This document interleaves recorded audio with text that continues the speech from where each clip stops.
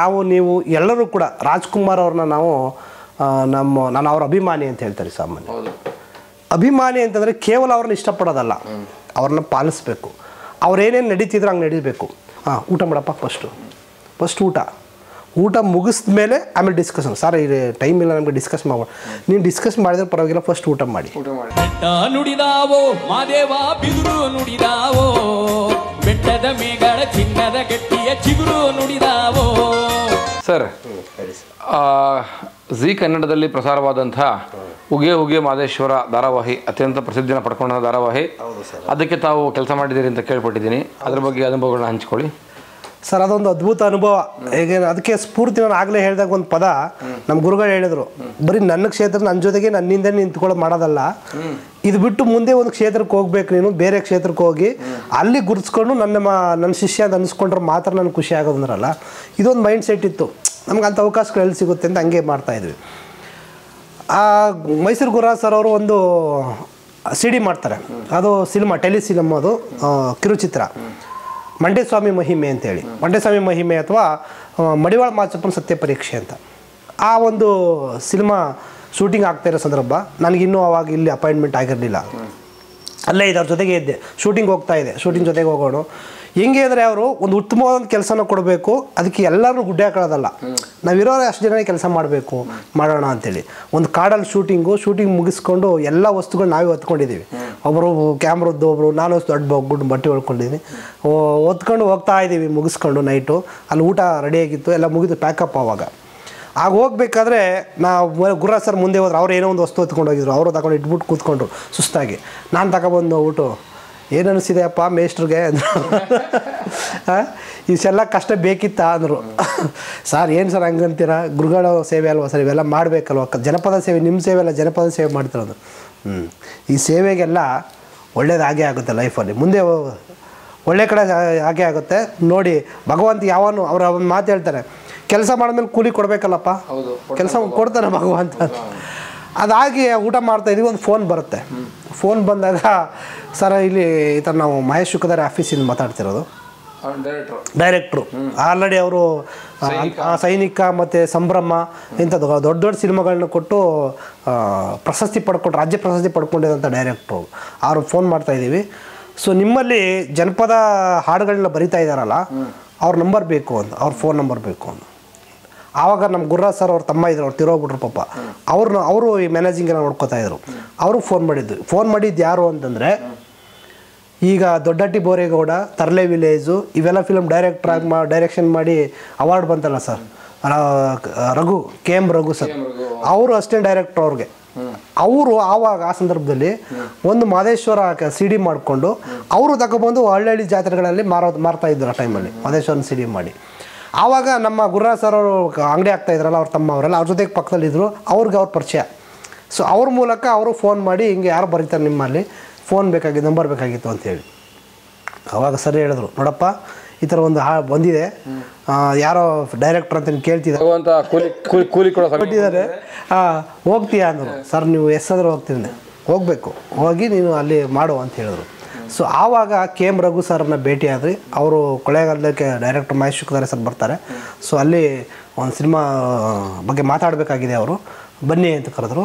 So ಆವಾಗ ಹೋದಾಗ ಒಂದು ಕೊಳ್ಳೇಗಾಲದ ಹೋಟ್ಲಲ್ಲಿ ರೂಮ್ ಮಾಡಿದರು. ಅಲ್ಲಿಗೆ ನಾನು ಹೋಗಿದ್ದೆ. ಚಾಮರಾಜನಗರದಿಂದ ಮತ್ತೊಬ್ಬರು ಖ್ಯಾತ ಸಾಹಿತಿಗಳಾದ ರವಿಕುಮಾರ್ ಸರ್ ಬಂದಿದ್ದರು. ರವಿಕುಮಾರ್ ಸರ್ ಕರೆಸಿದ್ರು. ನನ್ನನ್ನು ಆ ಭಾಗದಲ್ಲಿ ಗುರುತಿಸ್ಕೊಂಡು ಇಬ್ಬರನ್ನು ಅಂತ ಹೇಳಿ ಕರೆಸಿ ಅವಾಗ ಡಿಸ್ಕಸ್ ಮಾಡಿದ್ರು. ಒಂದು 1 hour ಡಿಸ್ಕಸ್ ಮಾಡಿದ್ರು. ಈ ಮನೆ ಮಾದೇಶ್ವರ ಕಾವ್ಯ ನನ್ನ ಬಗ್ಗೆ ಒಂದು ಸೀರಿಯಲ್ ಮಾಡಬೇಕು ಅಂದ್ಕೊಂಡಿದ್ದೀನಿ. ಸೊ ಇದು ನಿಮ್ಮ ಇನ್ಪುಟ್ಸ್ ಏನು, ನೀವು ನೋಡ್ರೋ ಆಯಾಮದಲ್ಲಿ ಮಾದೇಶ್ವರ ಯಾಕೆ ಮಾಡಬೇಕು, ಸೀರಿಯಲ್ ಯಾಕೆ ಮಾಡಬೇಕು ಅಂತ ಫಸ್ಟ್ನೇ ಕೇಳಿದ್ರು. ಸೊ ಆ ಪ್ರಶ್ನೆಗೆ ನಾನು ಮತ್ತು ಅವರು ಸರ್ ಎಲ್ಲ ಉತ್ತರ ಕೊಟ್ಟಾಗ, ಸರಿ ನೀವು ನನಗೆ ಭಾಳ ಅಂದರೆ ಈ ಪ್ರಾಜೆಕ್ಟ್ ಶುರುವಾಗಿದ್ದು ಸಿನಿಮಾ ಮಾಡಬೇಕು ಅಂತ ಹೇಳಿ, ಇಲ್ಲ ಸೀರಿಯಲ್ಗೆ ಸ್ಟಾರ್ಟ್ ಮಾಡಿದ್ದು ಅದಕ್ಕಂತೇಳಿ ಹೇಳಿದ್ರು. ಅದಾದ ನಂತರ 2 ವರ್ಷ ಆದಮೇಲೆ ಲಾಂಚ್ ಆಯಿತು ಸಿನಿಮಾ. ಅದಾಗಿ ಫಸ್ಟ್ ಟೈಮ್ ನಮ್ಗೆ ಖುಷಿಪಟ್ಟು, ನೀವು ಹೇಳ್ತಿರೋ ವಿಷಯ ಎಲ್ಲ ನೀವು ಮೂಲ ಜನಪದ ನೆಬರದಾಗಿರೋದ್ರಿಂದ ಒಳ್ಳೆ ಮಾಹಿತಿ ಕೊಡ್ತಾ ಇದ್ದೀರಾ. ಸೊ ನೀವು ನಮಗೆ ರೈಟ್ರಾಗಿ ಇರಬೇಕಾಗುತ್ತೆ ಅಂದರು. ಸೊ ಅದಾದ ನಂತರ ಹಲವಾರು ಸಿಟ್ಟಿಂಗ್ಗಳಾಗ್ತವೆ, ಬೇರೆ ಬೇರೆ ಆರ್ಟಿಸ್ಟ್ಗಳೆಲ್ಲ ಬರ್ತಾರೆ, ಅವರೆಲ್ಲರೂ ಕೂಡ ಡಿಸ್ಕಷನ್ ಮಾಡ್ತಾರೆ, ಅವರೆಲ್ಲ ಕೇಳಿಸ್ಕೋಬೇಕು, ಅನಂತರ ನೀವು ಬರೀಬೇಕಾಗುತ್ತೆ ಅಂತ ಹೇಳಿ. ಸೊ ಆ ಸಂದರ್ಭದಲ್ಲಿ 3-4 ಸಿಟ್ಟಿಂಗ್ಸಲ್ಲಿ ಸರ್ ರವಿಕುಮಾರ್ ಸರ್ ಬಂದರು. ಆಮೇಲೆ ಅವರು ನಾನು ಆವಾಗ ಇನ್ನೂ ಅಪಾಯಿಂಟ್ಮೆಂಟ್ ಆಗಿರಲಿಲ್ಲ ಇಲ್ಲಿಗೆ, ಹಾಗೆ ನಾನು ಫ್ರೀ ಇದ್ದೆ. ಸೊ ಅವರು ಅಲ್ಲಿದ್ರಲ್ಲ, ಅವ್ರಿಗೆ ಬರೋಕ್ಕಾಗಲಿಲ್ಲ. ಅದೇ ಅವರು ಕೂಡ ಸರ್ಕಾರಿ ಶಿಕ್ಷಕರೇ, ಸರ್ಕಾರಿ ಶಿಕ್ಷಕರಾಗಿರೋದ್ರಿಂದ ಅವ್ರು ಬಿಟ್ಟು ಬರೋಕ್ಕಾಗದೇ ಇಲ್ಲ. ಹಾಗಾಗಿ ನಾನು ಅದರಲ್ಲಿ ಉಳ್ಕೊಂಡೆ. ಅವರು ಪಾಪ ಅಲ್ಲಿಂದ ಬರೋಕ್ಕಾಗಲಿಲ್ಲ ಮುಂದೆ.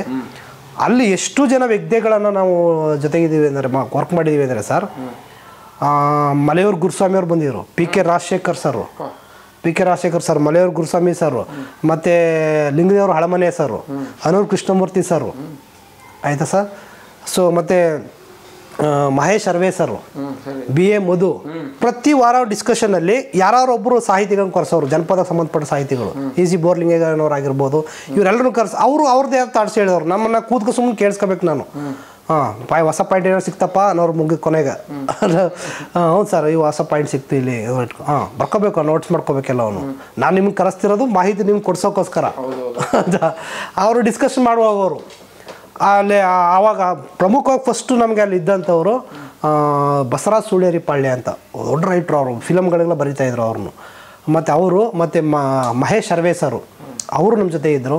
ಮತ್ತು ಕೋಟಗನಹಳ್ಳಿ ರಾಮಯ್ಯ ಸರ್ ಬರ್ತಾಯಿದ್ರು, BA ಮಧು ಸರ್ ಬರ್ತಾಯಿದ್ರು. ನಾನು ತುಂಬ ಡಿಸ್ಕಷನ್ ಮಾಡೋರು. ಅವರು ಒಂದು ಪ್ರಶ್ನೆ ಕೇಳಿದ್ರು ಆವಾಗ, ಸರ್ ಈಗ ನೀವು ಯಾವ ಸಬ್ಜೆಕ್ಟು ಸರ್ ಅಂತ ಇವ್ರು ಕೇಳಿದ್ರು. ನಾನು ಅದೇ ಪ್ರಶ್ನೆ ಅವ್ರು ಕೇಳಿದ್ರು, ಕೆಮಿಸ್ಟ್ರಿ ಸರ್ ಅಂದೆ. ಅವ್ರಿಗೆ ಆಶ್ಚರ್ಯ ಈಗ ಎಲ್ಲವ್ರಿಗೆ, ಅಲ್ಲ ನೀನು ಸೈನ್ಸು, ಈ ಜನಪದ ಕನ್ನಡ ಇದಕ್ಕೂ ಏನು ಸಂಬಂಧ ಅಂತ ಹೆಂಗೆ ಇದು ಅಂತದ್ದು. ಹಾಗಂದಾಗ ಬಸವರಾಜ್ ಸುಳ್ಯೇರಿ ಪಾಳ್ಯವ್ರು ಸರ್ ಒಂದು ಮಾತು ಹೇಳಿದಾರೆ, ಇನ್ನೊಂದು ಜ್ಞಾಪಕ ಇದೆ ಸರ್. ಕೆಮಿಸ್ಟ್ರಿ ಅಂದರೆ ರಾಸಾಯನಿಕಗಳ ಬಗ್ಗೆ ಅಧ್ಯಯನ ಮಾಡೋದು ಸರಿ, ಬಟ್ ಕೆಮಿಸ್ಟ್ರಿ ಅಂದರೆ 2 ಅರ್ಥ ಇದೆ, ಕೆಮ್ ಆ್ಯಂಡ್ ಹಿಸ್ಟ್ರಿ ಅಂತ. ಕೆಮ್ ಅಂದರೆ ಮಣ್ಣು ಅಂತ, ಹಿಸ್ಟ್ರಿ ಅಂದರೆ ಇತಿಹಾಸ ಅಂತ. ಈ ವ್ಯಕ್ತಿಗೆ ರಾಸಾಯನಿಕ ಶಾಸ್ತ್ರದ ಬಗ್ಗೆನೂ ಗೊತ್ತು, ಈ ಮಣ್ಣಿನ ಇತಿಹಾಸನೂ ಗೊತ್ತು. ಅವರು ಕೆಮಿಸ್ಟ್ರಿ ಅಂದರೆ ಮಣ್ಣಿನ ಇತಿಹಾಸ ಅಂತ. ಸೊ ಹಾಗಾಗಿ ಆ ಮಣ್ಣು ಇತಿಹಾಸ ಗೊತ್ತಿರೋದ್ರಿಂದ ಅವನಿದು ಬರಿತಾ ಇದ್ದಾನೆ ಸರ್ ಅಂತಂದರು. ಸೊ ಆವಾಗ ನನಗೆ ಭಾಳ ಖುಷಿ ಆಯಿತು. ಸೊ ಹಾಗಾಗಿ ನಾನೇನು ಹೇಳಪ್ಪ ಅಂದರೆ ಈ ಮಣ್ಣು ಇತಿಹಾಸ ತಿಳ್ಕೊಬೇಕು ಸರ್. ಅದು ಈಗ ಈ ಜಗತ್ತಿನಲ್ಲಿ ನಾವು ಏನಾದ್ರು ಇತಿಹಾಸ ಸೃಷ್ಟಿ ಮಾಡಬೇಕು ಅಂದರೆ ಫಸ್ಟ್ ಇತಿಹಾಸ ಗೊತ್ತಿರಬೇಕು ನಮಗೆ. ಹಾಗಾಗಿ ಆ ಇತಿಹಾಸ ತಿಳ್ಕೊಂಡಾಗಲೇ ಜನಪದ ಇತಿಹಾಸ ಏನು ಅನ್ನೋದೆಲ್ಲ ತಿಳ್ಕೊಂಡಾಗಲೇ, ಜನಪದಲ್ಲಿ ಏನಿಲ್ಲ ಸರ್, ಎಲ್ಲ ಇದೆ. ಅದನ್ನು ಹಾಗಾಗಿ ಅದ್ರ ಮೂಲಕ ಗೊತ್ತಿರೋದ್ರಿಂದ ಸೊ ಅದನ್ನು ಬರೆಯೋಕ್ಕೆ ಸ್ಟಾರ್ಟ್ ಆಯಿತು. ಅಲ್ಲಿಂದ ಮುಂದೆ ಜರ್ನಿ ಸ್ಟಾರ್ಟ್ ಆಗ್ತಾ ಹೋಯಿತು. ನಿಮ್ಮ ಈ ಉತ್ತರ ಕೇಳಿಸ್ಕೊಂಡ್ಮೇಲೆ ನನ್ನ ಮನಸ್ಸಿಗೆ ಒಂದು ಥಾಟ್ ಬರ್ತಾ ಇದೆ, ಅದನ್ನು ನಿಮ್ಮ ಹತ್ರ ಪರಿಹರಿಸ್ಕೋಬೇಕು ಅಂತ. ಖಂಡಿತ. ಈ ನಮ್ಮ ಜನಪದವನ್ನು ಪುರಾತನ ವಿಜ್ಞಾನ ಅಂತ ಕರಿಬೋದಾ? 100% ಸರ್, ಪುರಾತನ ವಿಜ್ಞಾನ ಕರಿಬೋದಲ್ಲ. ಎಸ್, ಯಾಕಂತಂದರೆ ಈ ವಿಜ್ಞಾನ ಈಗ ನಾವು ಒಂದು ಮಾತು ಹೇಳ್ತೀವಿ, ಅವಾಗ ನಮ್ಮ ಸರ್ ಗುರುರಾಜ್ ಸರ್ ಒಂದು ಮಾತನ್ನ ಹೇಳ್ತಿರ್ತಾರೆ, ಅಯ್ಯ ನೀವು ಏನೇ ಮಾಡ್ರು ಹಿಂದೆ ಆಗಿರೋದೇ ಕಣಪ್ಪ ಅಂತಾರೆ. ಹಿಂದೆ ಆಗಿರೋದನ್ನ ನೀವು ಹೊಸ್ದಾಗಿ ನೀವು ಹುಡುಕಿ ತೆಗಿತಾ ಇದ್ದಾರೆ ಅಂತ. ಈಗ ರಿಸರ್ಚ್ ಮಾಡ್ತಾರಲ್ಲ ಸರ್, ರಿಸರ್ಚ್ ಇನ್ನೇನು ಅಲ್ಲ, ಈ ಜಗತ್ತು ಇಲ್ದಿರೋದನ್ನ ಸೃಷ್ಟಿ ಮಾಡ್ತಾರೆ. ಸೃಷ್ಟಿ ಮಾಡಬೇಕಾದ್ರೆ ಅದಕ್ಕೆ ವಸ್ತುಗಳು ಇಲ್ಲೇ ಇರ್ತವೆ. All arts are good but they are imitations of nature ಅಂತಾರೆ ನೋಡಿ. ನೀವು ಎಷ್ಟೇ ಚೆನ್ನಾಗಿ ಕಲೆ ಬರಿಬೋದು, ಆ ಬರೆದ್ರೂ ಕೂಡ ಅದೊಂದು ಇಮಿಟೇಷನ್, ಅದು ಇನ್ಯಾವುದೋ ಒಂದು ಕಲೆ, ಅದು ನೇಚರಲ್ಲಿ ಇದೆ. ನಾನು ತುಂಬ ಚೆನ್ನಾಗಿ ಒಂದು ಚಿತ್ರಪಟ ಬರಿತೀನಿ ಅಂದರೆ ಅದು ನನ್ನ ಮನಸ್ಸಲ್ಲಿ ಬಂದಿದೆ ಅಂದರೆ ಅದು ಎಲ್ಲೋ ಇದೆ, ಅದು ಇತಿಹಾಸದಲ್ಲಿ ಇದೆ, ಅದನ್ನೇ ನಾವು ಬರೆಯೋದು ಅದು ಯಾವಾಗಲೂ ಕೂಡ. ಸೊ ಹಾಗಾಗಿ ಈ ನಮ್ಮ ಜನಪದನ ನೀವು ಹೇಳ್ದಂಗೆ ನಿಜವಾಗ್ಲೂ ಕೂಡ ಪುರಾತನ ವಿಜ್ಞಾನ ಅಂತ ಕರಿಬೋದು. ಯಾಕಂದರೆ ಯಾವ ಸ್ಟ್ರಕ್ಚರಲ್ಲಾಗಲಿ, ಈಗ ವೈದ್ಯ ಕ್ಷೇತ್ರ ಆಗಿರ್ಬೋದು, ಜನಪದ ಅಂದ ತಕ್ಷಣ ಯಾವ ಸಾಮಾನ್ಯವಾಗಿ ಮಂಡ್ಯ ಸ್ವಾಮಿ ಹಾಡು ಹೇಳೋದು, ಮದೇಶ್ವರನ ಹಾಡು ಹೇಳೋದು, ಸೊ ಇದು ಜನಪದ ಅಲ್ಲ. ಹಲವಾರು ಪ್ರಕಾರಗಳಿವೆ ಜನಪದದಲ್ಲಿ. ಜನಪದ ವಿತ್ ರೆಸ್ಪೆಕ್ಟ್ ಟು ಫುಡ್ಗೆ ಸಂಬಂಧಪಟ್ಟಂಗೆ ಜನಪದ ಇದೆ, ವೈದ್ಯಕ್ಕೆ ಸಂಬಂಧಪಟ್ಟಂಗೆ ಜನಪದ ಇದೆ, ಕಲೆಗಳಿಗೆ ಸಂಬಂಧಪಟ್ಟ ಜನಪದ ಇದೆ, ಕೃಷಿಗೆ ಸಂಬಂಧಪಟ್ಟಂಗೆ ಜನಪದ ಇದೆ. ಎಲ್ಲ ಹಂತದಲ್ಲಿ ಎಲ್ಲ ರೀತಿಯಲ್ಲೂ ಜನಪದ. ಇದನ್ನು ಹಿಂದಿನವರನ್ನು ನೋಡ್ಕೊಂಡು ಇದನ್ನು ಸುಲಭೀಕರಿಸೋದನ್ನ ಹೆಂಗೆ ಮಾಡ್ಬೋದು, ಹೊಸ ನಾವೀನ್ಯತೆನ ಹೆಂಗೆ ಕೊಡ್ಬೋದು ಅನ್ನೋದನ್ನು ಹೊಸದಾಗಿ ಮಾಡಿ ಇನೋವೇಟಿವ್ ಮಾಡಿ ಇವತ್ತು ಬಳಸ್ತಿದ್ದಾರೆ ಹೊರತು ಹಿಂದೆ ಎಲ್ಲವೂ ಕೂಡ ಇದ್ದದೆ. ಈಗ ನಾವು ಯಾವುದೇ ಫುಡ್ ತೊಗೋಬೇಕಾದ್ರೂ ಕೂಡ ಈಗ ಮೆಡಿಸಿನ್ಸ್ ಕ್ರಿಯೇಟ್ ಮಾಡ್ತಾರಲ್ಲ ಸರ್, ಹೊಸ ಟ್ಯಾಬ್ಲೆಟ್ಸ್ ಬಂದಿದೆ. ಆ ಟ್ಯಾಬ್ಲೆಟ್ಸ್ ಮಾಡೋದಕ್ಕೆ ಏನು ಬಳಸಿದ್ದಾರೆ, ರಾ ಮೆಟೀರಿಯಲ್ ಏನು, ಆ ರಾ ಮೆಟೀರಿಯಲ್ ಆಲ್ರೆಡಿ ಜನಪದವ್ರು ಬಳಸಿರೋದೆ. ಎಲ್ಲೋ ಒಂದು ಕಡೆ ಇದು ಬರೆದಿಟ್ಟಿದ್ದಾರೆ ಅವರು. ಸಸ್ಯ ಸಂಪತ್ತು ಇರ್ಬೋದು. ಈ ಬೆಳಗಿರಂಗನ ಬೆಟ್ಟದಲ್ಲಿ ಈಗ ನಂಜನಗೂಡು ಒಳ್ಳೆ ವೈದ್ಯ ಅಂತಾರೆ, ಬೆಳಗಿರಂಗಪ್ಪನೂ ವೈದ್ಯ ಅಂತಾರೆ. ಸೊ ಅಲ್ಲಿ ಅವ್ರು ಹೆಂಗೆ ವೈದ್ಯ, ನಾಟಿ ವೈದ್ಯ ಹೆಂಗಾದ, ಸಂಪತ್ತು ಅಲ್ಲಿ ವ್ಯವಸ್ಥೆ ಸಿಕ್ಕಿರಬೇಕು. ನಾನು ಇದನ್ನು ಕೆಲವರು ಎಲ್ಲವನ್ನು ವಿಷಯಗಳನ್ನ ವೈಜ್ಞಾನಿಕವಾಗಿ ನೋಡ್ತಾ ಹೋಗ್ತೀನಿ. ಈಗ ಬೆಳಗಿರಂಗನ ಬೆಟ್ಟದಲ್ಲಿ ಹೋಗಿ ಒಂದು ದಿವಸ ಈಗ ಹುಷಾರಿಲ್ಲ, ಏನೋ ಒಂದು ಶ್ವಾಸಕೋಶದ ಕಾಯಿಲೆ ಇರ್ತಾರೆ, ಅಂಥವ್ರು ಏನು ಮಾಡ್ತಾರೆ, ಅಲ್ಲಿ ಹೋಗಿ ಒಂದು ನೈಟ್ ಬಂದ್ವಪ್ಪ ನಮಗೆಲ್ಲ ಚೆನ್ನಾಗಾಯಿತು ಅಂತಾರೆ. ಅರುಣ್ ಮಾರಮ್ಮನ ದೇವಸ್ಥಾನ ಅಂತಿದೆಯಲ್ಲ ಒಂದು, ಅಲ್ಲೊಂದು ಯಾವುದೋ ಒಂದು ಊರು, ಅದು ನಮಗೆ ಊರು ಜ್ಞಾಪಕ ಬರ್ತಾ ಇಲ್ಲ, ಅರುಣ್ಮಾರಿ ದೇವಸ್ಥಾನ ಅದು. ಅಲ್ಲಿ ಹೋಗಿದ್ದರೆ ಈ ಎಲ್ಲ ಸಮಸ್ಯೆ ಏನೇ ಹುಷಾರಿಲ್ಲದೆ ಇದ್ರು ಕೂಡ, ಏನೇ ಕಾಯಿಲೆ ಇದ್ದರೂ ಕೂಡ ಉಸಿರಾಟ ಸಂಬಂಧಪಟ್ಟದ್ದು ಸರಿ ಆಗುತ್ತೆ ಒಂದಿನ ಅಲ್ಲಿ ಮಲಗಿ ಬಂದರೆ ಅಂತ. ಇದು ನಂಬಿಕೆ, ಅದರ ರಿಯಾಲಿಟಿ ಸೈನ್ಸ್ ಇದೆ ಅಲ್ಲಿ. ಅದು ಬೆಳಗಿರಂಗ ಬೆಟ್ಟಕ್ಕೆ ಹತ್ತಿರ ಇದೆ, ಅದು ಹೈಟಲ್ಲಿದೆ, ಬೆಳಗಿರಂಗ ಬೆಟ್ಟಕ್ಕೆ ಹತ್ತಿರ. ಅಲ್ಲಿ ಬೇಕಾದಷ್ಟು ಗಿಡಮೂಲಿಕೆಗಳಿವೆ. ಅಲ್ಲಿಂದ ನೈಟ್ ಟೈಮು ಸಂಪಾದ ಗಾಳಿ ಬೀಸುತ್ತೆ. ಅಲ್ಲಿರುವಂಥ ಆ ಒಂದು ಮೆಡಿಸಿನ್ ಅಂಶಗಳನ್ನ ಎಳ್ಕೊಂಡು ಬರುತ್ತೆ, ಎಳ್ಕೊಂಡು ಬಂದು ಇವ್ರಿಗೆ ಕೊಡುತ್ತೆ. ಅದನ್ನು ಉಸಿರಾಟ ಮಾಡಿದಾಗ ನಮ್ಮ ದೇಹಕ್ಕೆ ಬೇಕಾಗಿರೋ ಮೆಡಿಸಿನ್ ಸಿಗುತ್ತೆ, ಆರಾಮಾಗಿ ನಾವು ರಿಲ್ಯಾಕ್ಸ್ ಆಗ್ತೀವಿ. ಉಗೆ ಉಗೆ ಮಹದೇಶ್ವರ ಪ್ರಾಜೆಕ್ಟ್ ಶುರುವಾಯಿತು. ಕರೆಕ್ಟು, ಡಿವಿಯೇಷನ್ ಆಗ್ತಾ ಇದೀವಿ. ಪ್ರಾಜೆಕ್ಟ್ ಶುರುವಾಯಿತು. ನೀವು ಅದರಲ್ಲಿ ರೈಟರ್ ಆಗಿ ವರ್ಕ್ ಮಾಡಿದ್ರೆ? ರೈಟ್ರಾಗಿ ಸ್ಟಾರ್ಟ್ ಮಾಡಿದೆ ಸರ್. ಸೋಲೋ ರೈಟ್ರಾ ಅಥವಾ? ಇಲ್ಲ, ಅಲ್ಲಿ ಹೇಳಿದ್ನಲ್ಲ, ಈ ಮಲೆಮಹದೇಶ್ವರ ಕಾವ್ಯ ಆಗಲಿ, ಮಂಟೇಸ್ವಾಮಿ ಕಾವ್ಯ ಆಗಿರಲಿ, 7 ರಾತ್ರಿ 7 ಹಗಲು ಆಡುವಂಥ ಕಾವ್ಯ.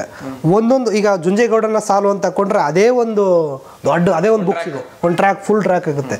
ಶಂಕಮ್ಮ ಅಂದರೆ ಅದೇ ಒಂದು ಫುಲ್ ಟ್ರ್ಯಾಕ್ ಆಗುತ್ತೆ. ಶ್ರವಣ ಸಾಲ ಅದೇ ಒಂದು ಫುಲ್ ಟ್ರ್ಯಾಕ್ ಆಗುತ್ತೆ. ಎಲ್ಲರೂ ಬರೋದು ಕೂತ್ಕೊಳ್ಳೋಕ್ಕಾಗಲ್ಲ. ಹಾಗಾಗಿ ಅವರು ಡಿವೈಡ್ ಮಾಡಿದರು. ಸೊ ಇದನ್ನು ನೀವು ಬರೀ, ನೀವು ಇದನ್ನು ನೀವು ಬರೀರಿ, ಇದನ್ನು ನೀವು ಬರೀರಿ ಅಂತೇಳಿ. ಅದು ನನಗೆ ಸಿಕ್ಕಿದಂಥದ್ದು ಸಾಲು. ಸೊ ಸರಣೆ ಶಂಕಮ್ಮನ ಸಾಲು. ಯಾಕಂದರೆ ಆಲ್ರೆಡಿ ನಾನು ಮೈಸೂರು ಗುರುರಾಜ್ ಅವರ ಜೊತೆಗೆ ಆ ಒಂದು ಸರಣೆ ಶಂಕಮ್ಮನ ಸಿನಿಮಾ ಮಾಡಿದೆ. ಸಿನಿಮಾ ಮಾಡಿ ಸಾಂಗ್ಗಳನ್ನ ಮಾಡಿ ನಾನೇ ಕಂಪ್ಲೀಟ್ ಸಾಂಗು ಮತ್ತು ಸಂಭಾಷಣೆ ಎಲ್ಲ ಮಾಡಿದ್ರಿಂದ ಅದನ್ನು ನೋಡಿದರು. ಸೊ ಅದಕ್ಕೆ ಬಿ ಎ ಮಧು ಸರು, ನೀವು ಬಿ ಎ ಮಧು ಸಾರು, ನಾನು, ಮಹೇಶ್ ಅರ್ವೆ ಸರು, ಮತ್ತು ಕೊಡಗನಹಳ್ಳಿ ರಾಮಯ್ಯ ಸರು, ಮತ್ತು ನಾಗರಮಂಗಲ ಕೃಷ್ಣಮೂರ್ತಿ ಅಂತಿದ್ರು. ಅವರು ಕೂಡ ರೈಟ್ರು, ತುಂಬ ಚೆನ್ನಾಗಿ ಕಥೆಗಳೆಲ್ಲ ಬರ್ತಿರ್ತಾರೆ ಅವರು. ಸೊ ಇವರೆಲ್ಲರೂ ಕೂಡ ಒಂದೊಂದು ಟ್ರ್ಯಾಕನ್ನು ಬರೀತಾ ಇದ್ವಿ. ಅದರಲ್ಲಿ ನನ್ನ ಸರಣೆ ಶಂಕಮ್ಮನ ಟ್ರ್ಯಾಕನ್ನು ನಾನು ಬರೀತಾ ಇದ್ದೆ. ಮತ್ತು ಉಗೆ ಉಗೆ ಮಹದೇಶ್ವರ ಧಾರಾವಾಹಿಯ ಆ ಒಂದು ಟೈಟಲ್ ಟ್ರ್ಯಾಕ್ ಕೂಡ ನೀವು ಬರೆದಿದ್ದೀರಿ. ಟೈಟಲ್ ಸಾಂಗು ಬಂದ ನೋಡು ಮಹದೇವ. ಆ ಟೈಟಲ್ ಸಾಂಗ್ ಬರಿಬೇಕಾದ್ರೂ ಕೂಡ ಈಗ ಫಸ್ಟ್ ಸ್ಕ್ರಿಪ್ಟ್ ಮಾಡೋಕ್ಕೆ ಕೊಟ್ಟರು. ಆನಂತರ ನೀನು ಹಾಡುಗಳೆಲ್ಲ ಬರೀತೀಯಲ್ಲೋ, ಬರೀ ಹಾಡನ್ನ ಅಂದರು. ಈ ಟೈಟಲ್ ಸಾಂಗ್ ಬರೀತೀಯ ಆದರು ಡೈರೆಕ್ಟ್ರು. ಬರೀತೀನಿ ಸರ್ ಅಂದೆ. ಸರಿ ಬರ್ಕೊಟ್ಟೆ, ಒಂದು 4 ಸಾಂಗ್ ಬರ್ಕೊಂಡು ಹೋಗ್ಕೊಟ್ಟೆ, ಒಂದು 5-6 ಸಾಂಗ್ ಬರ್ತೀನಿ ಸರ್. ತಗೊಂಡು ನೋಡ್ಬಿಟ್ರು, ಇದೆಲ್ಲ ನೀನು ಕ್ಯಾಸೆಟ್ ಮಾಡೋ ಅಂಥದ್ದು ಈ ಲೆವೆಲ್ಗೆ ಇರೋವಂಥದ್ದು. ಇದು ಹಿಂಗೆ ಧಾರಾವಾಹಿಗೆ ಒಂದು ಸ್ಲೈಡ್ ಬೇಕು, ಅದಕ್ಕೆ ಒಂದು ಶೈಲಿ ಬೇಕು, ಆ ಥರ ಬೇಕು. ಅಂದರೆ ಕ್ಯಾಚಿ ಆಗಿರಬೇಕು ವರ್ಡು, ಮತ್ತು ರಿದಮ್ ಇರಬೇಕು, ರಿದಮಿಕ್ ಆಗಿರಬೇಕು, ಆ ಥರದ್ದು ಬೇಕು. ಸರಿ ಸರ್ ಅಂಥೇಳಿ ಯೋಚನೆ ಮಾಡ್ತಾ ಕೂದಬೇಕಾದ್ರೆ ಒಂದು ಲೈನ್ಸ್ ಬಂತು, ಬಂದ ನೋಡೋ ಒಂದು ಮಾದೇವ ಅಂತ ಬರದೆ ಕರೆಕ್ಟಾಗಿ ಇದನ್ನೇ ಇಟ್ಕೊಂಡು ಮಾಡುವಂಥ. ಸೊ ಆ ಟೈಕ್ನ ಇಟ್ಕೊಂಡು ಬರೆದಾಗ ನೋಡಿದ್ರು ಭಾಳ ಖುಷಿ ಆಯ್ತು ಅವ್ರು. ಅದನ್ನ ಹಾಡಿರೋದು ಯಾರು? ಪ್ರೇಮ, ಜೋಗಿ ಪ್ರೇಮ್ ಸರ್. ಜೋಗಿ ಪ್ರೇಮ್ ಸರ್. ನೀವು ಹೇಳಿದ್ರಿ ನನ್ನ ಸಾಮಾನ್ಯವಾಗಿ ಇಷ್ಟೊಂದು ಬಿಸಿ ಹೆಂಗೆ ಸರ್ ಅಂತ. ನಿಜ ಸತ್ಯ ಹೇಳ್ಬೇಕು, ಅವತ್ತು ಜೋಗಿ ಪ್ರೇಮ್ ಸರ್ ಭೇಟಿ ಮಾಡೋಕ್ಕಾಗಲ್ಲ ನನ್ನ ಕೈಲಿ. ಇದೇ ಥರ ಕಾಲೇಜು ಬೆಳಿಗ್ಗೆ 8 ಗಂಟೆಗೆ ಬರಬೇಕಪ್ಪ, ಪ್ರೇಮ್ ಬರ್ತಾ ಇದ್ದಾರೆ, ನೀನು ಬರಬೇಕು ಸರ್, ನನಗೆ ಯಾವುದೋ ಒಂದು ಇಂಪಾರ್ಟೆಂಟ್ ಡ್ಯೂಟಿ. ಅವಾಗ ಸರ್ ಬರೋಕ್ಕಾಗ್ತಾ ಇಲ್ಲ ಸರ್ ಅಂದೆ. ಏನಾಯ್ ನೀನು, ಸರಿ ಬಿಟ್ಟು ನಾನೇ ಆಡಿಸ್ತೀನಿ ಅಂದ್ಬಿಟ್ಟು ಅಲ್ಲೇ ಆಡಿಸೋದ್ರು. ಜೋಗಿ ಪ್ರೇಮ್ ಸರ್ ಆಡಿ ತುಂಬ ಖುಷಿಪಟ್ರಂತೆ, ಚೆನ್ನಾಗಿದೆ ಹಾಡು ಅಂಥೇಳಿ. ಆ ಹಾಡು ಎಲ್ಲ ಕಡೆ ಫೇಮಸ್ ಆಯಿತು ಸರ್ ಆ ಟೈಮ್. ಯಾಕಂತಂದರೆ ಆ ಟೈಮಲ್ಲಿ ಫಸ್ಟ್ ಮಲೆಮಹದೇಶ್ವರ ಕಾವ್ಯ ಸೀರಿಯಲ್ ಆಗಿ ಬಂದಿದ್ದು. ಅಲ್ಲಿವರೆಗೆಲ್ಲ ಕ್ಯಾಸೆಟಲ್ಲಿ ಬರ್ತಾಯಿತ್ತು. ಇಡೀ ಥ್ರೋಟ್ ಕರ್ನಾಟಕ, ಇಡೀ ಇಂಡಿಯಾ, ಅದರ್ ಬೇರೆ ಕಂಟ್ರಿಗಳಲ್ಲೂ ಕೂಡ ಒಂದು ಏಕಕಾಲದಲ್ಲಿ ನೋಡುವಂಥ ಅವಕಾಶ ಸಿಕ್ತು ಜನಗಳಿಗೆ. ಅಲ್ಲಿಂದ ನಾನು ಆ ಹೆಸರಲ್ಲಿ ಸ್ವಲ್ಪ ಫೇಮಸ್ ಆಯಿತು. ಎಷ್ಟು ಒಂದು 2.5-3 ವರ್ಷ ನಡೀತಾ ಧಾರಾವಾಹಿ? 2 ವರ್ಷ ನಡೀತು. 2 ವರ್ಷ ನಡೀತು. ಸಕ್ಸಸ್ಫುಲ್ ಆಗಿ ನಡೀತು. ಬಟ್ ಕಂಪ್ಲೀಟ್ ಕಂಟಿನ್ಯೂಸ್ ಇನ್ನೂ ಇತ್ತು. ಅದನ್ನು ಮಾಡಬೇಕಾದ್ರೆ ಇನ್ನೂ 5 ವರ್ಷ ಆದರೂ ಸಾಲಲ್ಲ ಸರ್ ಅದು. ಬಟ್ ಅಲ್ಲಿ ಆ ಸಂದರ್ಭದಲ್ಲಿ ಕೋವಿಡ್ ಬಂದದ್ರಿಂದ ನಿಲ್ಲಿಸಿದ್ರು ಪ್ರಾಜೆಕ್ಟ್ ನಿಲ್ಲಿಸ ಬಂತು. ಅದನ್ನು ಸಡನ್ನಾಗಿ ಅದನ್ನು ರೌಂಡ್ ಅಪ್ ಮಾಡಿ ನಿಲ್ಲಿಸಿದ್ರು. ಅದರಲ್ಲಿ ಸರ್ ಕೂಡ ಒಂದು ಪಾತ್ರವನ್ನು ಮಾಡಿದ್ದಾರೆ, ಗುರುರಾಜ್ ಸರ್ ಅವರು, ಹರಳಯ್ಯನ ಪಾತ್ರ. ಮಹದೇಶ್ವರನ ಇವರು ಶ್ರವಣದವ್ರನ್ನ ಸಂಹಾರ ಮಾಡೋಕ್ಕೆ ಉರಿ ಚೆಮ್ಮಾಳಿಗೆ ಬೇಕಲ್ಲ, ಉರಿ ಚೆಮ್ಮಾಳಿಗೆ ಮಾಡ್ಕೊಳ್ಳೋದು. ಇವರು ಚಪ್ಪಲ್ ಮಾಡುವಂತಹ, ಪಾದುಕೆ ಮಾಡುವಂತಹ ಶರಣ ಹರಳಯ್ಯನ ಪಾತ್ರವನ್ನು ಮಾಡಿದ್ರು. ಚೆನ್ನಾಗಿ ಬಂತು ಸರ್ ಅದು. ಸೊ ಹಾಗಾಗಿ ಆ ಹಾಡು ತುಂಬ ಚೆನ್ನಾಗಾಯಿತು. ಜೋಗಿ ಪ್ರೇಮ್ ಸರ್ ಹಾಡಿದ್ರು. ಎಷ್ಟು ಫೇಮಸ್ ಆಯಿತು ಅಂತಂದರೆ ಆ ವರ್ಷದ ಜಿ ಕುಟುಂಬ ಅವಾರ್ಡ್ ಫಂಕ್ಷನ್ಸಲ್ಲಿ ಬೆಸ್ಟ್ ಟೈಟಲ್ ಸಾಂಗ್ ಟ್ರ್ಯಾಕ್ ಆಗಿ ಅವಾರ್ಡ್ ಅವ್ರಿಗೆ ಆ ಸಾಂಗ್ಗೆ ಟೋಟ್ಲ್ ಆ ಸಾಂಗ್ ಬಗ್ಗೆ ಅದನ್ನು ಮಾಡಿದ್ರು. ಅದನ್ನು ಸರ್ ಹೋಗಿ ರಿಸೀವ್ ಮಾಡಿದ್ರು. ಆ 2ನೇ ಸಾರಿ ನಾನು ಹೋದೆ. ಆಮೇಲೆ ಅಂದರೆ ನಿಮ್ಮ ಗುರುಗಳು ಗುರುರಾಜಣ್ಣ ಹೇಳ್ದಂಗೆ ಬೇರೆ ಕ್ಷೇತ್ರಕ್ಕೆ ಬಂದು ಅವ್ರನ್ನ ಕರೆಸ್ಕೋಬೇಕು. ಹೌದು, ಅದೊಂದು ಅವರೇ ಕೊಟ್ಟಂತಹ ಭಿಕ್ಷೆ, ಅಂದರೆ ಅವರೇ ಕೊಟ್ಟಿರುವಂತಹ ಜ್ಞಾನ ಬಳಸ್ಕೊಂಡೆ ಅದರ ಎಕ್ಸ್ಟೆನ್ಷನ್ ಆಯಿತು. ಕೊನೆಗೆ ಅವರು ಬಂದರು, ಖುಷಿಪಟ್ಟರು. ಸೊ ಅವ್ರು ಯಾವಾಗಲೂ ಆ ಥರದ್ದು ಖುಷಿ ಪಡ್ತಾರೆ ಸರ್ ಸಾಮಾನ್ಯ. ಹೌದು, ಯಾವಾಗಲೂ. ಉಗೆ ಮಹದೇಶ್ವರ ಆಯಿತು. ಅದು ಬಿಟ್ಟು ಹಾಗೆ ಅದನ್ನ ಮುಂದುವರೆದ ಭಾಗವಾಗಿ ಬೇರೆ ಧಾರಾವಾಹಿಗಳನ್ನ ಮಾಡಿದ್ರೆ? ಇಲ್ಲ ಸರ್, ಬೇರೆ ಧಾರಾವಾಹಿಗಳು ಬಂತು, ಅವಕಾಶ ಬಂತು. ಅಷ್ಟೊತ್ತಿಗೆ ನಾನು ಆಲ್ರೆಡಿ ಪರ್ಮನೆಂಟ್ ಅಪಾಯಿಂಟ್ಮೆಂಟ್ ಆಗಿಬಿಟ್ಟಿದೆ. ಮತ್ತು ಎಲ್ಲೂ ಹೋಗೋಕ್ಕೆ ಕಷ್ಟ ಆಗ್ತಿತ್ತು, ತುಂಬ ಟೈಟ್ ಬಿಜಿ ಶೆಡ್ಯೂಲು. ಹಾಗಾಗಿ ಇನ್ನೊಂದು ಸರಿ ಯಡೂರು ಸಿದ್ಧಲಿಂಗೇಶ್ವರ ಬಂತಲ್ಲ, ಅದಕ್ಕೂ ಆಫರ್ ಬಂದಿತ್ತು, ಫೋನ್ ಮಾಡಿ ಸರ್ ನೀವು ಬರಬೇಕು ಅಂತ. ಇಲ್ಲ ಅಂತ, ಅದು ಕಷ್ಟ ಆಗುತ್ತೆ ಅಂತಂದೆ. ಮತ್ತು ಅಂಬೇಡ್ಕರ್ದು ಬಂತಲ್ಲ, ಆವಾಗಲೂ ಕೂಡ ಅದನ್ನು ನೀವು ತರ್ಜುಮೆ ಮಾಡ್ತಾರೆ, ಹಿಂದಿ ಗೊತ್ತಾ ನಿಮಗೆ ಅಂದರು. ಇಲ್ಲ ಸರ್ ಅದು ಹಿಂದಿಗೆ ಬರೋಲ್ಲ ನನಗೆ, ಹಾಗಾಗಿ ತರ್ಜುಮೆ ಮಾಡೋಕ್ಕೆ ಕಷ್ಟ ಅಂತೇಳಿ ಮಹಾನಾಯಕಗೆ ಹಾಗಾಗಿ ಅದಕ್ಕೂ ಹೋಗೋಕ್ಕಾಗಲಿಲ್ಲ. ಸೊ ಹೀಗಾಗಿ ಹಿಂಗೆ ನನಗೆಲ್ಲಿ ಫ್ರೀ ಟೈಮ್ ಸಿಗುತ್ತೋ ಆ ಟೈಮಲ್ಲಿ ಮಾಡ್ಕೊಂಡು ಹೋಗ್ತಾಯಿದ್ದೀನಿ ಸರ್. ಜನಪದವನ್ನು ಬೆಳೆಸ್ಕೊಂಡು ಉಳಿಸ್ಕೊಂಡು ಆ ಒಂದು ಕಲೆಯಲ್ಲಿ ನಾನು ಕಲಿಸ್ತಾ ಹೋಗ್ತಾಯಿದ್ದೀನಿ ಸ್ವಲ್ಪ. ಹಾಂ, ನಿಮ್ಮ ವೈಯಕ್ತಿಕ ಬದುಕಿನ ಪರಿಚಯ ಮಾಡ್ಕೊಳ್ಳಿ ನಮ್ಮ ವೀಕ್ಷಕರಿಗೆ. ಹಾಂ, ಸೊ ವೈಯಕ್ತಿಕ ಬದುಕು ಅಂತ ಹೇಳಿದಾಗೆ ನಾನು ಹುಟ್ಟಿದ್ದೆಲ್ಲ ಹೇಳಿದ್ದೀನಿ. ಅಲ್ಲಿ ಹಂತ ಹಂತವಾಗಿ ನಾನು ಬೆಳೆದಿದ್ದು, ನಮ್ಮ ತಂದೆ ನಮ್ಮ ತಾಯಿ ಬಗ್ಗೆ ಹೇಳ್ಬೇಕಾದ್ರೆ ಅವ್ರ ಹೆಸರು ಮಾತ್ರ ಹೇಳಿದ್ದೀನಿ. ಅವರ ಬಗ್ಗೆ ಹೇಳ್ತಾ ಹೋಗ್ಬೇಕಾದ್ರೆ ಕೂಡ ಕೆಲವು ಎಪಿಸೋಡ್ಗಳು ಸಿಗ್ತವೆ, ಅದನ್ನು ನಾನು ಹೆಚ್ಚು ಸಮಯ ಮಾತಾಡೋಕ್ಕಾಗ್ತಾ ಇಲ್ಲ ಇಲ್ಲಿ. ಯಾಕೆ ನಾನು ಈ ಪ್ರಶ್ನೆ ಕೇಳಿದೆ ಅಂದರೆ, ಈಗ ಇಷ್ಟೆಲ್ಲ ಜಾನಪದ ಒಂದು ಕೃಷಿಯಲ್ಲಿ ನಿಮ್ಮ ಬದುಕು ಅಂದರೆ ನಿಮ್ಮ ಹಿರಿಯರು, ನಿಮ್ಮ ಬದುಕು, ನಿಮ್ಮ ಒಡನಾಡಿಗಳು, ಇವ್ರ ಪಾತ್ರ ಕೂಡ ಇರುತ್ತೆ ಅಂತ. ಹಾಗಾಗಿ ಅದನ್ನು ತಿಳ್ಕೊಬೇಕು ಅಂತ ಕುತೂಹಲ. ಖಂಡಿತ ಸರ್. ಅಲ್ಲಿ ನಮ್ಮ ತಂದೆಯವರು ನಾನು ಹೇಳಿದಾಗ ನಮ್ಮ ದೊಡ್ಡಪ್ಪ ಅವರು ಅದನ್ನು ಒಂದು ನಮ್ಮ ದೇವಸ್ಥಾನದ ಪ್ರಧಾನ ಅರ್ಚಕರು ಇದನ್ನು ನಡೆಸ್ತಾಯಿದ್ರು. ಅವ್ರ ಮಗನಿಗೆ ಈ ಒಂದು ಪಟ್ಟ ಆಗಬೇಕಾಗಿತ್ತು, ಆ್ಯಕ್ಚುಲಿ ನೇರಗಾರನ ಪಟ್ಟ. ಬಹುಶಃ ಅದು ಆಗಲಿಲ್ಲ. ಕೆಲವು ಕಾರಣ ಏನು ಅಂತಂದರೆ ಅವರು ಕೂಡ ಬಾಯಿಸುವ ಮಳವಳ್ಳಿನಲ್ಲಿ ಕ್ರಿಶ್ಚಿಯಾನಿಟಿ ಸ್ಕೂಲ್ ಓದಿರೋದು, ಅವ್ರು ಆ ಟ್ರ್ಯಾಕಲ್ಲಿ ಹೊಟ್ಬಿಟ್ರು ಅವರು. ಹಾಗೆ ನಮ್ಮ ದೊಡ್ಡಪ್ಪ ಅವ್ರಿಗೆ ನಾನು ಆದಮೇಲೆ ಇಲ್ಲಿ ಯಾರು ಆಗಲಿಲ್ವಲ್ಲ ಅನ್ನೋ ಒಂದು ಕೊರಗಿತ್ತು ನಮ್ಮ ತಂದೆಯವ್ರಿಗೆ. ಆ ಕೊರಗು ನಮ್ಮ ತಂದೆ ಹೆಂಗೆ ಅಂದರೆ ಒಂಥರ ಕನಸುಗಾರ.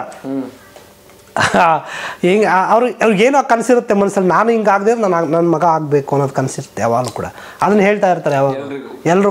ಅವ್ರಿಗೆ ನಾನು ಡೈರೆಕ್ಟಾಗಿ ಹೇಳ್ಕೊಳಲ್ಲ, ಬಟ್ ಮನಸ್ಸಲ್ಲಿ ಇರುತ್ತೆ ಅವ್ರಿಗೆ. ಅವರು ಡಿಗ್ರಿ ಪಾಸ್ ಮಾಡೋಕ್ಕಾಗಲಿಲ್ಲ ಅವ್ರಿಗೆ. ನನ್ನ ಮಗನ ಡಬಲ್ ಡಿಗ್ರಿ ಮಾಡಿಸ್ಬೇಕು ಅನ್ನೋ ಆಸೆ, ಅದು ಆಯಿತು. ಆಯಿತಾ, ಆಮೇಲೆ ಅವರು ಕೂಡ ಈಗ ಹಾಡ್ತಾಯಿದ್ರು. ಅವರು ಕೂಡ ಸಣ್ಣದಾಗ ಸ್ಕೂಲ್ಗಳಲ್ಲಿ, ಅವರು ಕಾಲೇಜಲ್ಲಿ ಓದೋ ಸಂದರ್ಭದಲ್ಲಿ ಹಾಡ್ತಾಯಿದ್ರಂತೆ. ಆಮೇಲೆ ಒಂದು ಸ್ಕೂಲಲ್ಲಿ ಒಂದು ಸರಿ ರಾಜಸುಯೋಗ ನಾಟಕವನ್ನು ಮಾಡಿದಾಗ ಧರ್ಮರಾಯನ ಪಾತ್ರನೂ ಕೂಡ ಮಾಡಿದ್ರಂತೆ ಅವರು, ನಮ್ಮ ತಂದೆ. ಆದರೆ ಆ ಕಲೆ ಅಷ್ಟಿಗೆ ಮುಗೀತು. ಬಟ್ ಅವ್ರು ಹೊರಗಡೆಗೆ ಯಾರು ಬರಲೇ ಇಲ್ಲ ಅವರು. ಆದರೆ ನನ್ನ ಮಕ್ಳಿಗೆ ಯಾರು ಹಂಗೆ ಆಗಬೇಕಲ್ಲ ಅನ್ನೋ ಕನಸು ಅವ್ರಿಗೆ. ಸೊ ಅದನ್ನು ಹೇಳ್ಕೊಳ್ಳಲ್ಲ, ಎಲ್ಲ ಒಂದು ಕಡೆ ಹೇಳ್ತಿದ್ರೆ ಹಂಗೆ ಮರೆ ಮುಚ್ಕೊಳ್ತಾಯಿದ್ರು. ಸೊ ಅದನ್ನು ನಾವು ಮಾಡಿದೆ ಆ ಟೈಮ್, ಆ ಸಂದರ್ಭ ಆದಮೇಲೆ ಅದನ್ನು ಡಬಲ್ ಡಿಗ್ರಿಗೆ ಆಯಿತು. ಅದನ್ನು ಭಾಳ ಖುಷಿಪಟ್ಟರು. ಆಮೇಲೆ ಈ ಕಲಾವಿದನ ಕ್ಯಾಸೆಟೆಲ್ಲ ಸ್ಟಾರ್ಟಿಂಗಲ್ಲಿ ಬೈಯೋರು, ನೋಡಪ್ಪ ಫಸ್ಟು ಕೆಲಸ ತಗೋಬೇಕೇನಾದ್ರು ನೀನು, ಇದನ್ನೇ ನಂಬ್ಕೊಂಡ್ರೆ ಆಗಲ್ಲ ಅಂಥೇಳಿ. ಆಮೇಲೆ ಯಾವಾಗ ನಾನು ಗುರುರಾಜ್ ಸರ್ ಹತ್ರ ಸೇರಿ ಒಂದು ಕ್ಯಾಸೆಟ್ ರಿಲೀಸ್ ಆಯಿತು, ಭಾಳ ಖುಷಿಪಟ್ಟರು. ಆಮೇಲೆ ಸಪೋರ್ಟ್ ಮಾಡ್ಕೊಂಡು ಬಂದರು, ಇಲ್ಲ ನೀನು ಮಾಡಬೇಕು, ಈ ಹೊಸದಾಗಿ ಮಾಡು ಅಂಥೇಳಿ. ಭಾಳ ಕನಸುಗಾರ ಸರ್ ಅವರು. ಅವ್ರ ಬಗ್ಗೆ ಹೇಳಬೇಕು ಅಂದರೆ ಒಂಥರ ನಿಜವಲ್ಲ ಅಂತ ತಂದೆ. ಇವತ್ತು ನಾವು ಏನಾರು ಆಗಿದ್ದೇವೆ ಅಂದರೆ ಅದಕ್ಕೆ ಅವ್ರ ಸ್ಫೂರ್ತಿ. ಭಾಳ ಅದ್ಭುತ ಅನ್ನಿಸ್ತದೆ ಸರ್ ಅವರು. ನನಗೆ ಒಂದು ಸನ್ನಿವೇಶ ಹೇಳಬೇಕು ಅಂತ ಭಾಳ ಆಸೆ ಅವ್ರಿಗೆ. ನಾನು 7ನೇ ಕ್ಲಾಸ್ ಪಾಸಾದೆ, ಹೈಸ್ಕೂಲ್ಗೆ ಸೇರಿಸ್ಬೇಕು.